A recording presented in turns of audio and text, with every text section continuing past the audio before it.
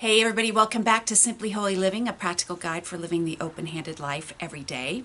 I am very excited because today we're going to start talking about and sort of embark on this journey about Sabbath living. Now, what's funny about this is that I have been, as you know, those of you that have been following these videos and following my life, these videos have become sort of like I don't know, it's like a video library of my life because I'm just inviting you into this process of mine. I've been learning how to incorporate and keep the Sabbath in my life for the past couple of years. And over that time, there's been so many times where I thought, yeah, I'm going to do a video about that. And people have asked me, can you talk about Sabbath keeping even more? And I'm like, yeah, I'm going to get to that. I'm going to get to that. And I really thought the other day that I was going to do this little series and, put it on the website and say, oh, if people want to start celebrating the Sabbath, they can watch this little series. But then as I started studying it a little more in depth, I realized, wow, this is not a little series. It's way bigger than that. And, right now, it is the beginning of September in the year 2016. And I realized, I think that this is where God is leading me this whole fall, is to sort of get into what it means to live, to have Sabbath living. And I wanted to sort of just invite you into this journey with me, and it may take a while. So this is not going to be this is how you do a Sabbath from 4 o'clock on Friday to Saturday at 4 o'clock. It's not going to be one of those kinds of things. And, whenever I talk about the Sabbath, I'm always coming at it from a complete learner's perspective. Like, I don't feel like I have it down, and I certainly don't understand all the ramifications of it. I mean, these scholars have studied it for years and years and years, and actually there's, a few thousand years of writing on the subject.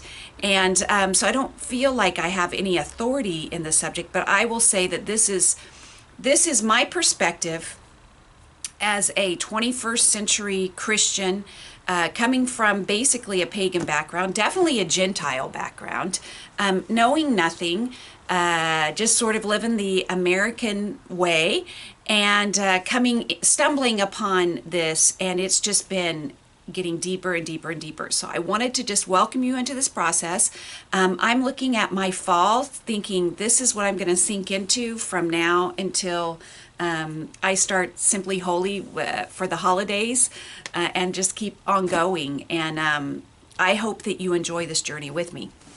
But I think that the thing to just start off with here is that what's happened is I started to realize that the Sabbath, which we commonly think of as this, thing that God instituted at creation, and then the Jews followed, but we don't need to really, think about it anymore. It's really not about that day. It's about a whole way of living. It's about a trust in God, and God does not separate it out from actually following him. He doesn't separate out the Sabbath as Sabbath keeping, as if that's one observance that you could do along with all these other laws, these Old Testament laws. He looks at it as our way of expressing that we completely and totally follow him 100% and trust him. And it's a part of how we live our life, how we reorganize our life around God. And holy living really is organizing your life around God. But I hate using that word because so many people think, well, I'm unorganized. I'm not an organized person. There's certain people that are organized and there's certain people that are not. No. Here's the deal. You're already organized, whether that means you like to go to Staples or Office Depot or not. You have already organized your life around something. But what this hopefully will help you to do is to reorganize your life, to say, oh no, I'm purposefully organizing my life or restructuring my life around God and the worship of him.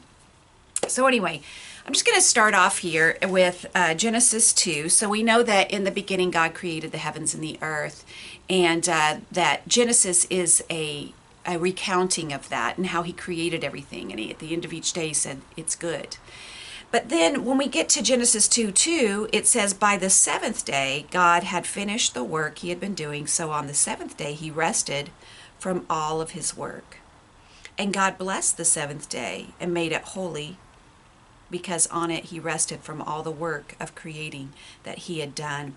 And this is, as far as I can tell, is the first time that God made something holy. And I figured, well, I'm trying to live a holy life. I should, investigate this. So it says God blessed the seventh day and made it holy. I would not want to assume that I even know what that means or try to read into that more than that is there. But I think, wow, he took this day and he said, this is going to be a holy day. And it was because he rested. Now, this word, with a little bit, just a teeny tiny bit of knowledge, you can look at this word, the Hebrew word for rested, which is a verb, actually later becomes, it's the origin of, once it's translated, it's the origin of the noun that becomes the Sabbath. So this whole idea of resting, of the rest of God, the Sabbath is all sort of the same thing. So looking to find our rest in God, looking to see what is going to restore us, is going to somehow be caught up in the word Sabbath for us. Now, the first time we ever see that the Israelites sort of observed the Sabbath as a community, as a whole, where they committed to resting on this day and not doing any work, was actually in the desert, going from slavery into the Promised Land on the way to Mount Sinai. That's the first time that we see them, and it became an official law in Exodus 20. So let's turn over there. So it becomes a part of the Ten Commandments, and it's one of the Big Ten. In verse 8 it says, this is Exodus 20 verse 8, remember the Sabbath day by keeping it holy. 6 days you shall labor and do all your work, but the seventh day is the Sabbath to the Lord your God. On it you shall not do any work, neither you nor your son or daughter, nor your manservant, nor maidservant, nor your animals, nor the alien within your gates. For in 6 days the Lord made the heavens and the earth, the sea and all that is in them. But he rested on the seventh day. Therefore the Lord blessed the Sabbath day and made it holy. And a couple things that just stick out to me with this is that it starts off by saying, remember the Sabbath day by keeping it holy. So it reminds me of this idea that the Sabbath day is already holy. It's our choice whether to enter into it and to keep it, just as Jesus is already Lord. When we come up out of the waters of baptism, at least in the in our church culture, we say Jesus, or before we go into the waters of baptism, we say Jesus is Lord. And we are saying actually a fact that Jesus already is Lord. He doesn't need us to follow him to make him Lord. He already is. All authority in heaven and on earth has been given to him, right? And then we know that in Philippians 2, it says that that every knee will bow and every tongue will confess in heaven and on earth and under the earth that Jesus Christ is Lord, to the glory of God the Father. But when we get baptized, we say, now I accept him as my Lord. I am submitting myself to him. I am giving myself to him. I'm not making him Lord. I'm just making him Lord of my life. I'm accepting him as Lord of my life. And I think about this, the same concept with this Sabbath, is that the Sabbath already is holy.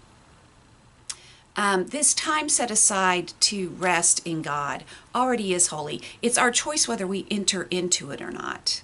And actually later on in Hebrews, it talks about how after the Israelites had grumbled and complained so much, and they had gotten to the promised land, right up to the edge of the promised land, and didn't have enough faith to enter into it, and they were scared, afraid, they weren't trusting of God. He said, these people will never enter into my rest.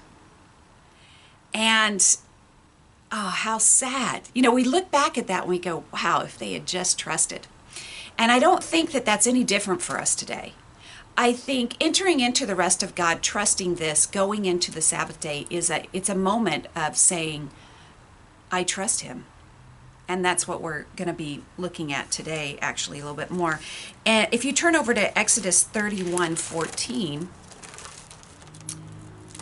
I can't get my pages apart. In Exodus 31:14, it starts, actually I'm going to start reading in verse 12. Then the Lord said to Moses, say to the Israelites, you must observe the Sabbath. And the reason this is going to be a recounting of this law, but what I like about this passage is that it's the conversation that God has with Moses when he's writing down the tablets. And I did want to say at this point, usually these videos, I'm picturing people listening to them in the car, and or you're putting on your makeup and you're listening to it in the bathroom. I feel great about those things. I'm a big, let me listen to a podcast, let me listen to stuff while I'm doing other things. And so please go ahead and listen to this. But I would say that this might be something that you want to go back later, take these scriptures out and read them in more context, read before and after, because I'm going to leave out so much stuff today. But anyway, this is the conversation between God and Moses. It says, then the Lord said to Moses, say to the Israelites, you must observe the Sabbaths.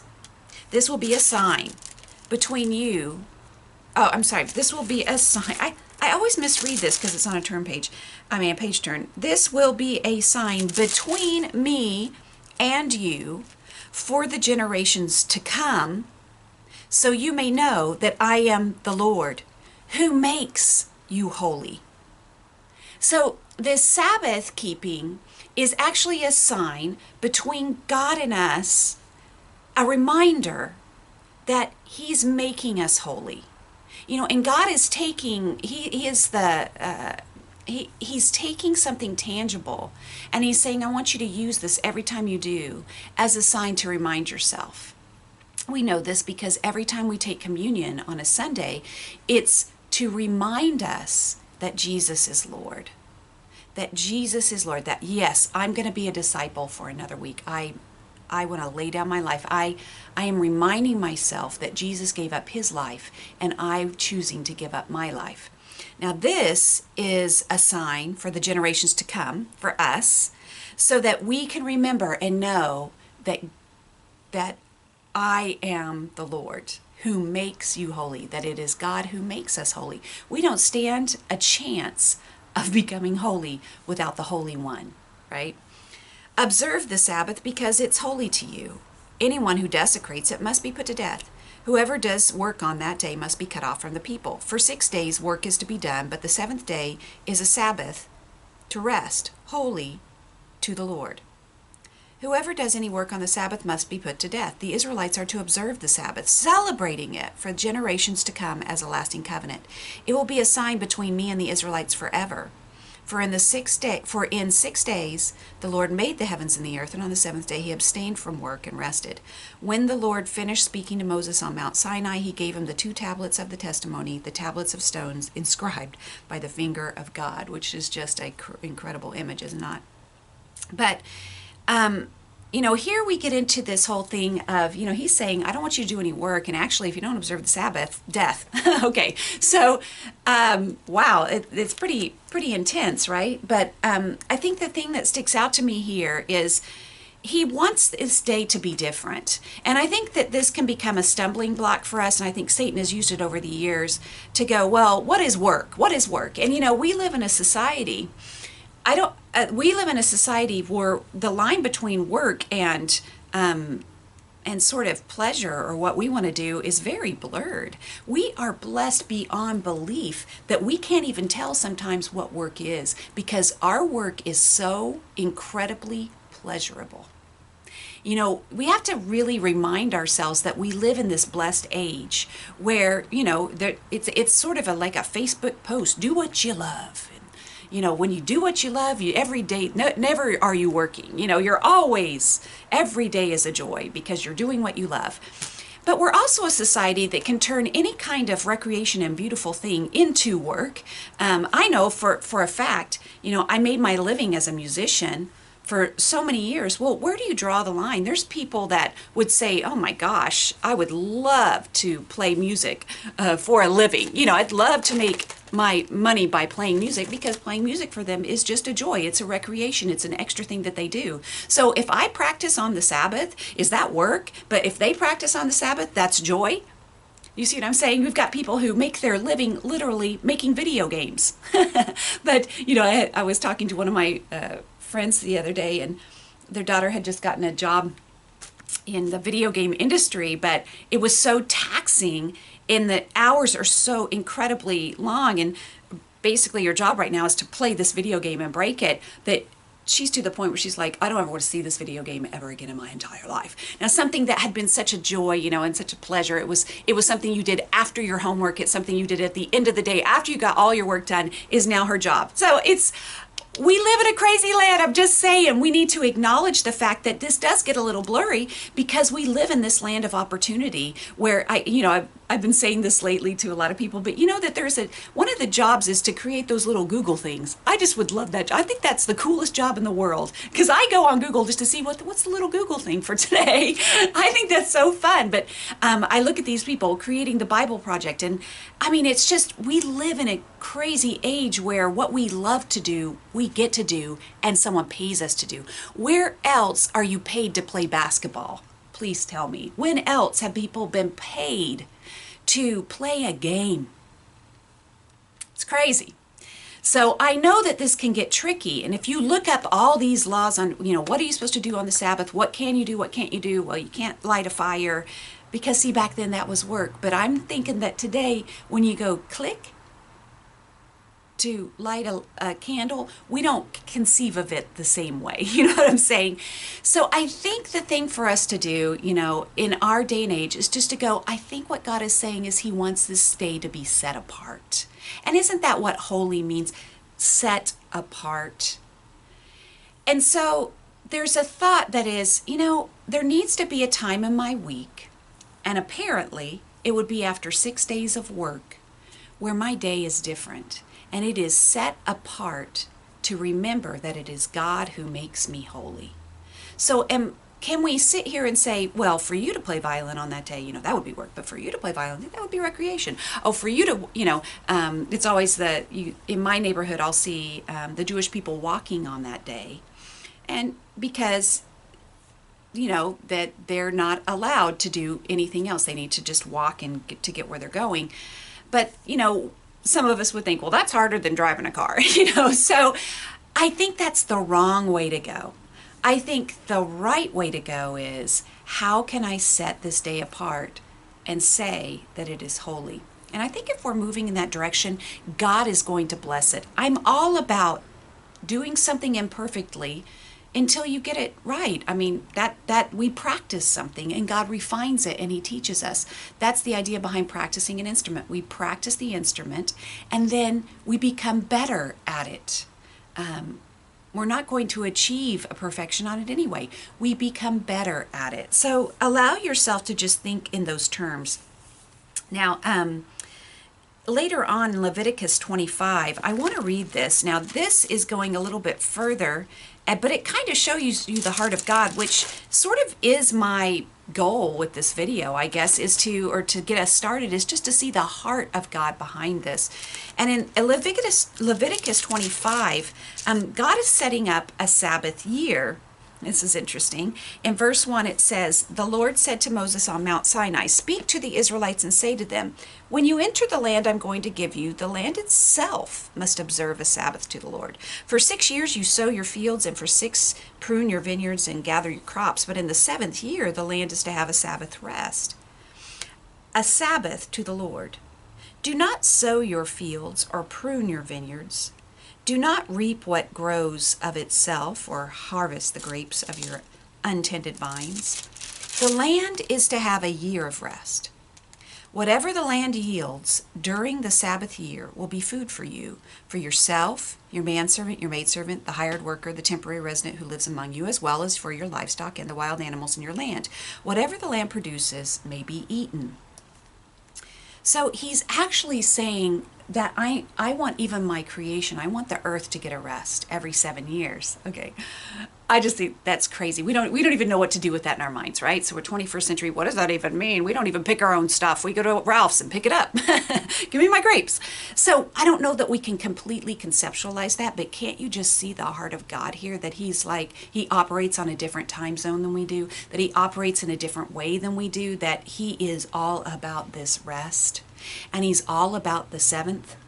After this, it's going to go into the year of Jubilee, and that's when you count up 7 Sabbath years to get to the 49th year, and then you're going to have a year of Jubilee, which is unbelievable. I really encourage you, as you have time, to really study that. I have been just blown away by the concept of it and how God provided for people through hard times. Really, this is for those of you that are interested in this kind of thing.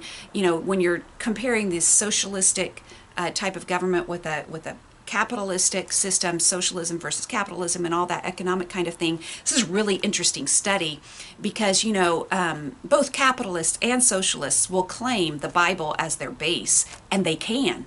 That's what's so interesting about it, is that they can. Where both of them miss their mark is in the motivation of it, because the only way the socialist system works is if that we know that the Lord is, that the earth belongs to him, and that he is the one that is giving us everything, that the Lord, that all of the earth belongs to him, that all of the property belongs to him. It doesn't belong to the collective, it belongs to him. And so that's why socialism in itself, outside of God, has its limitations. And then, you know, same with capitalism, as we can clearly see that, you know, God is all about us working and us being blessed for the work that we do, and that that he blesses that. But where it misses his mark, it's all about us. So it's the greed that can stop the capitalism and the socialism. So I wasn't trying to get into some kind of debate there, but I'm just saying it's a really interesting thing for those who like to go deeper and just see, well, how did God set up his government there? You can read that later on your own. But the thing I wanted to read after this in verse 18 is a very key concept for us today, and this is probably where we'll end for today. It says, follow my decrees and be careful to obey my laws, and you will live safely in the land. Then the land will yield its fruit, and you will eat of it, and you will eat your fill and live there in safety. You may ask, well, what will we eat in the 7th year if we do not plant or harvest crops? I will send you such a blessing in the 6th year that the land will yield enough for 3 years. While you plant during the 8th year, you will eat from the old crop and will continue to eat from it until the harvest of the 9th year comes in. And I think I just want to end with this today, because look at this concept that he's saying. You know, they're obviously looking at this going, oh, no, God. I mean, how would this ever work? How could we not plant for a whole year, this whole 7th year? And he goes, no, just trust me. Trust me. I will bless you 3 times. I will give you 3-fold what you need in that year to come before. And it will supply all of your needs until the next time. And I think about just the amount of faith that would have taken for the Israelites not to work for a year. I want you to picture right now just saying, okay, I'm not going to work for a year, and I'm going to trust that God's going to give me enough money for that in that 6th year to make up for the year that I'm not working, plus the next year as I'm starting to work and I don't have the money. I mean, that's really an incredible concept.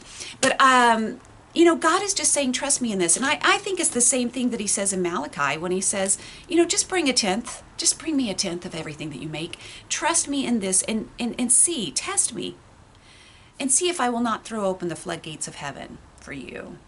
You know, and those of us that have tithed, even when we couldn't see how it's going to work out, we've seen that we get back way more than we could have ever possibly given up. And I want you to start trusting this with your time.